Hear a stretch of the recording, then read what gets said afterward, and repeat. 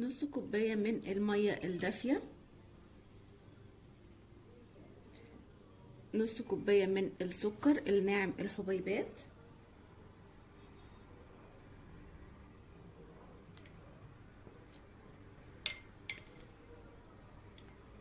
معلقة كبيرة ممسوحة من الخميرة الفورية،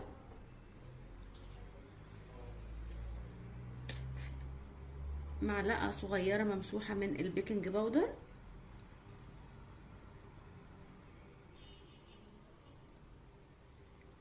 نص كوباية من الخليط المادة الدهنية. انا عاملة خليط زيت على زبدة، ممكن نستخدم زبدة بس، ولكن زيت على زبدة بيدي طعم كده وطراوة وقرمشة، يعني تحس ان فيه ميكس حلو قوي.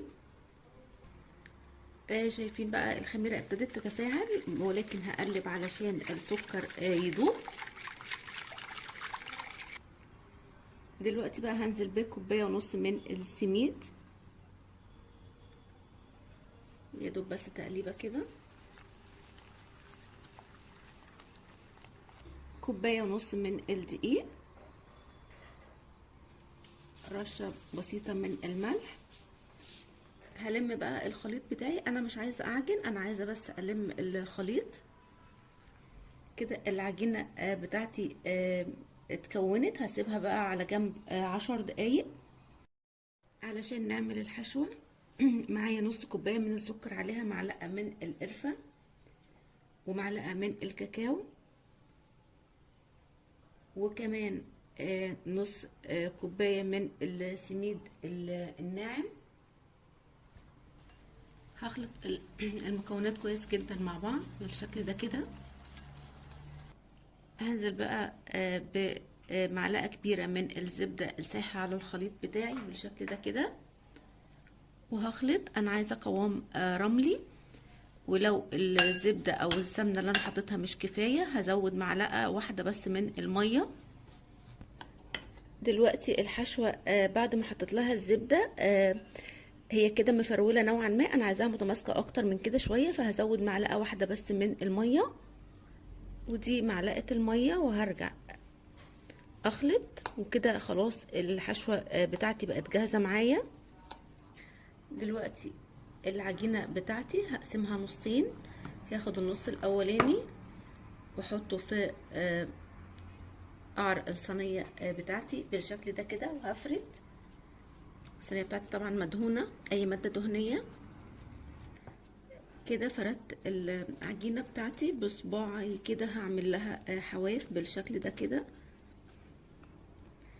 دلوقتي بقى هحط الحشوة اللي معايا وهفردها،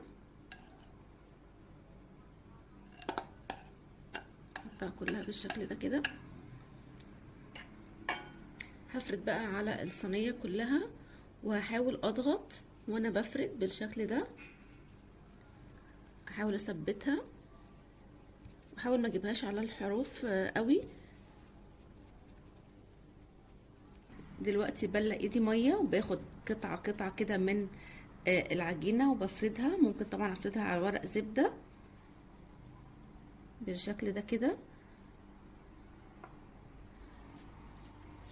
العجينة بتفرد معايا بكل سهولة بالشكل ده، واحط القطع كده جنب بعضها. ولما بحطها بحاول بقى الم كده. هكمل طبعا باقي العجينة بتاعتي بنفس الطريقة. دلوقتي بقى فردنا خلاص اخر قطعة. انا بحاول اظبط العجينة على الشكل بالشكل ده كده.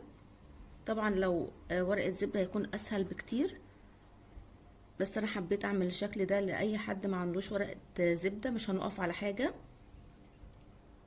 بالشكل ده كده. دي اخر حتة باقية مني، انا سبتها عشان اقفل بيها الفراغات. دلوقتي هسيب الحجازية بتاعتي تلت ساعة او نص ساعة مثلا بس تتخمر شوية. دلوقتي الحجازية بتاعتي اتخمرت معايا شوية. هنقطعها بقى التقطيعة المعتادة اللي هي سمبوكسات.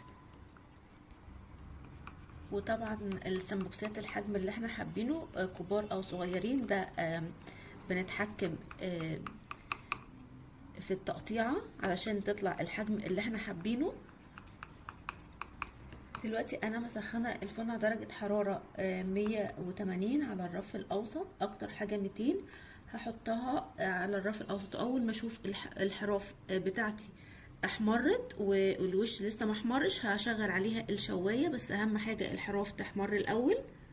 دلوقتي الحجازيه بتاعتي بعد ما طلعت اخدت اللون الجميل ده، شربات بقى خفيف، حاجه بسيطه جدا كده مش هكتر. طبعا الحجازية سخنة والشربات بارد. وده بقى شكل الحجازية بتاعتنا، تحفة جدا، ريحة وطعم يجننوا. يا رب وصفة النهاردة تكون عجبتكم، واللي جرب الوصفة وتعجبه ياريت يسيب لي رأيه في كومنت، والأول مرة يشوف قناتي يعمل اشتراك، واللي عجبه الفيديو يعمل لايك. سلام.